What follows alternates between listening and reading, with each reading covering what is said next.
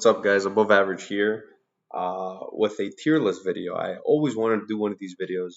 I find them very interesting to watch. Um, I like seeing what different people think about different decks. When I see the deck that I play on it, I like to see what meta players or famous players think about the deck. So this is one of my first ones, and I'm very excited actually. I love these videos. These are my favorite types of videos to watch online. So I'm gonna get started. I don't want it to be a super long video. So starting off with salad. So salad, I think, requires a really good pilot. Um, the deck, obviously, as we know, can lose to Nib. But I think the deck is decent. You could take it to locals and do really well with it. But I do think you can get punished by misplaying. So I think it needs a really good pilot. Math Mech. This deck, you kind of need to get lucky. It's not the best right now. I mean, the end board is kind of the same as it used to be, but the consistency is really down. Circular going to one makes it really rough for this deck. You kind of need to get lucky and draw well consistently. So I would put in that you need to get lucky. Memento or whatever they're called. This is Mickey Mouse. I've tried to play this deck. It just doesn't do enough. Even if you open like multiple cards, the end board is just not there. The interaction is just not there. It needs more support, but the cards are really cool, and I'm picking up all the cards. I think they look amazing, and maybe in the future we'll get some really good support for it. Uh, Earth Machine. This is for sure. You need to get lucky. You need to get lucky, meaning the deck is very good. I mean, it's not bad if it goes off. Your opponent doesn't have the interruptions, and you get to play the game. You're good, but you need to get lucky. You need to not see box, and you need to not see Unclaspar, right? Like those cards make your combos even worse than whatever than the combo already is.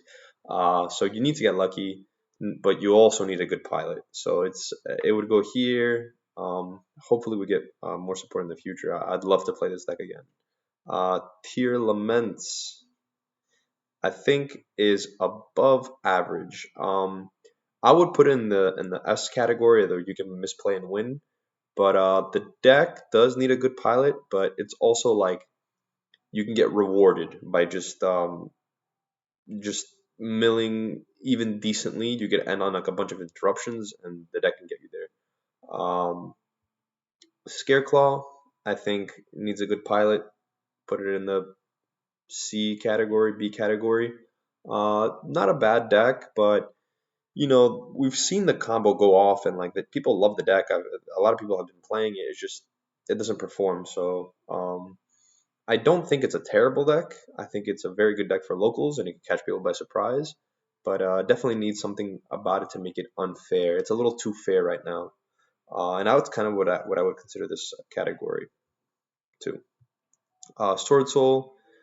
Um, I would put it in the you need to get lucky category.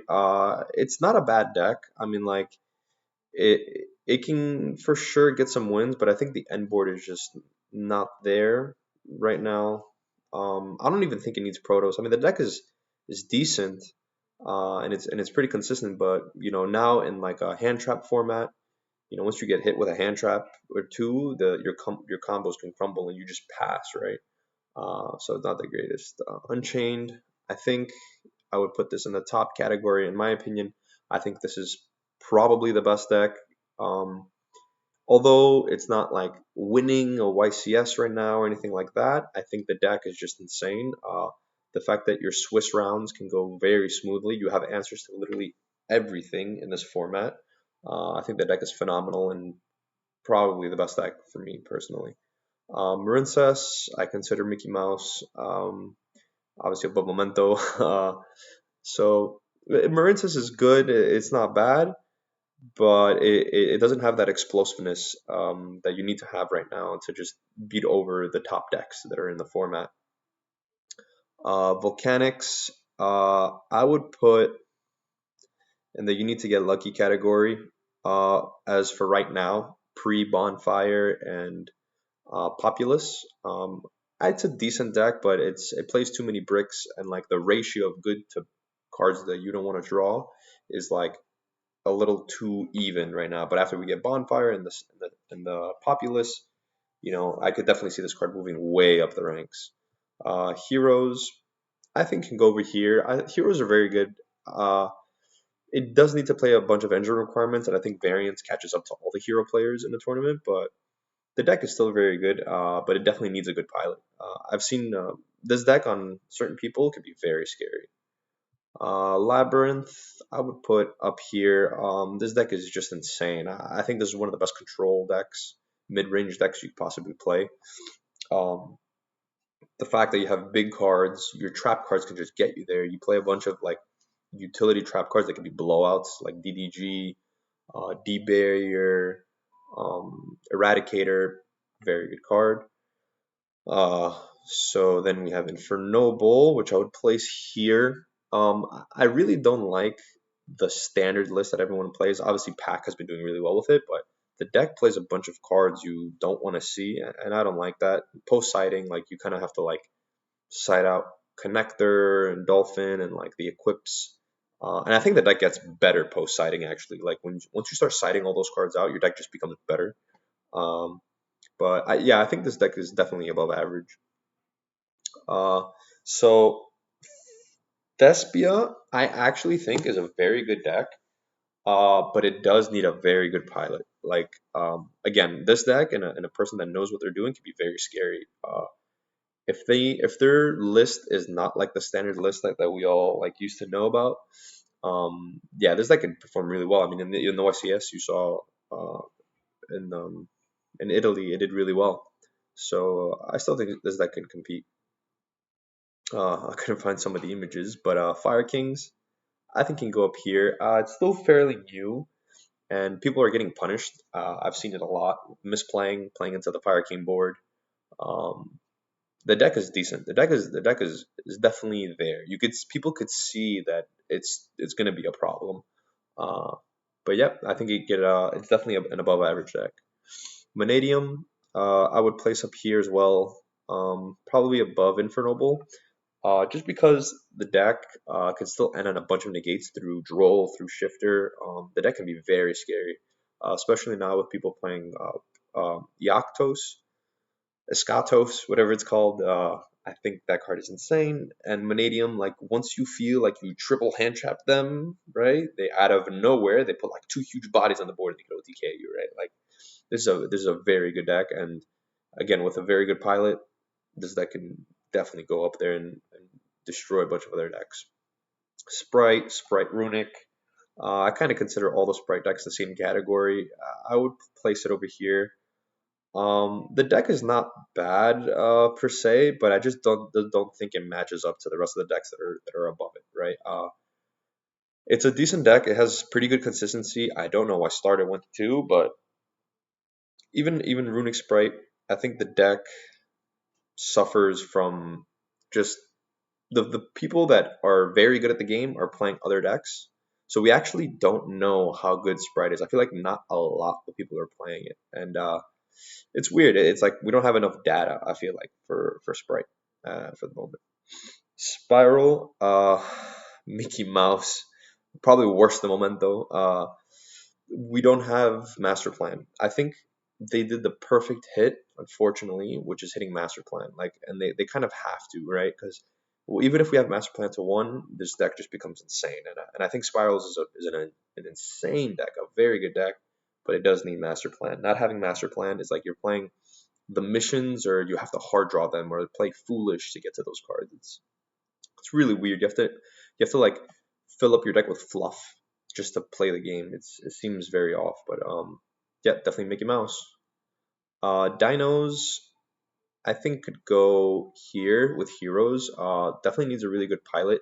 Look, the deck always manages to end on like a bunch of negates, but then like it loses. I don't know how that happens. Like I feel like every Dino player I play ends on like seven negates on the board and like with misc and everything, but I still manage to win somehow. I don't know. I feel like board breakers with like droplets, like stuff like that, or hand traps could really hurt the deck. So I don't know. It's also like a consistency issue. It has like slight consistency issues. But I definitely see if Mist comes back to three, the deck could go way up for sure. Rescue Ace, definitely up here.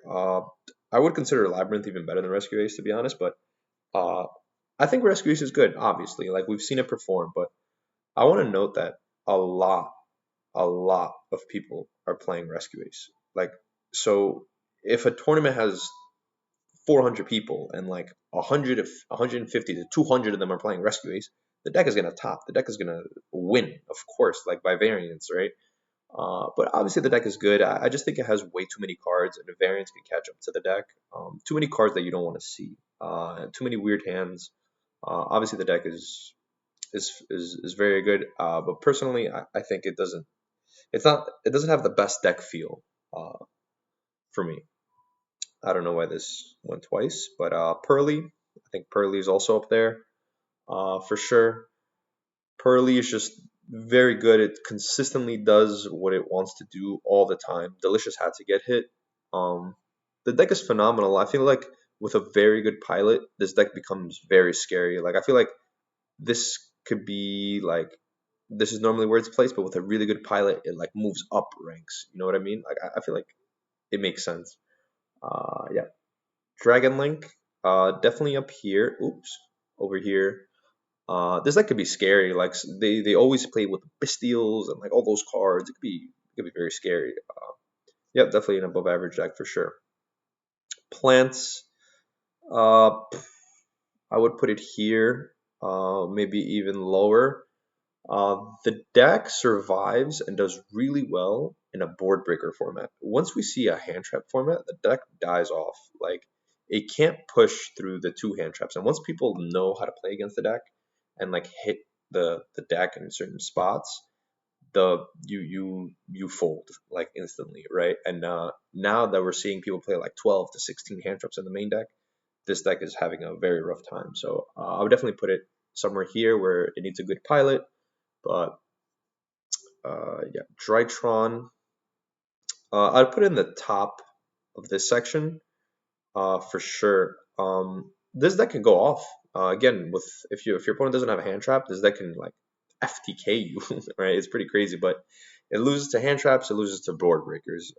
Where Plants, let's say, doesn't lose to board breakers really. Yeah, this deck just loses to too much. It loses to literally every utility card that exists. So that's why I would put it up here. But if your opponent doesn't have those cards and they draw engine, you win the game. Centurion, I would place up here. The deck is very consistent. Maybe like I wouldn't place it as high as Fire Kings, and they can play a lot of utility cards. Could be very scary.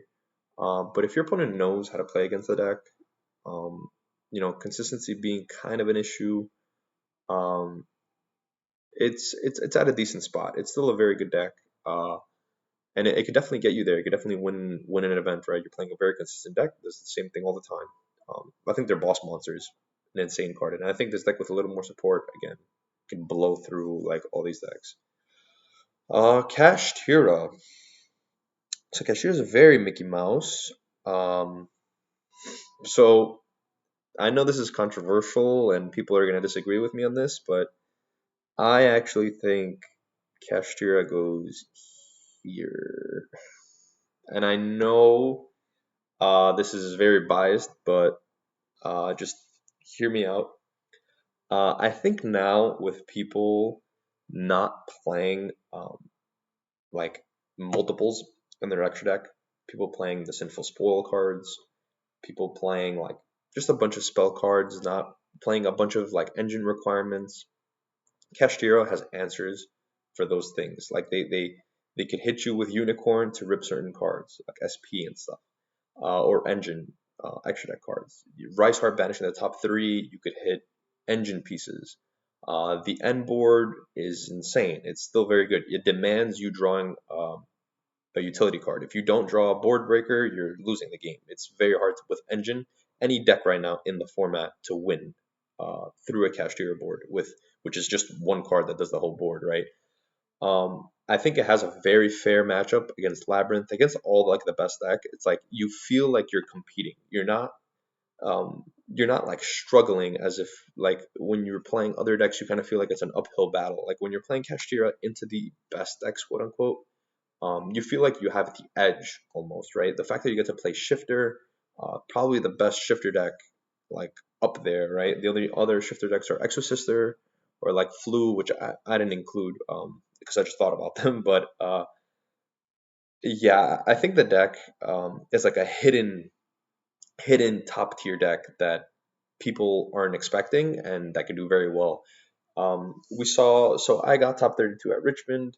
Now people have been doing very well. One guy got top 64 at in Italy, but if you, oh, I won a couple regionals already, like after I topped the YCS.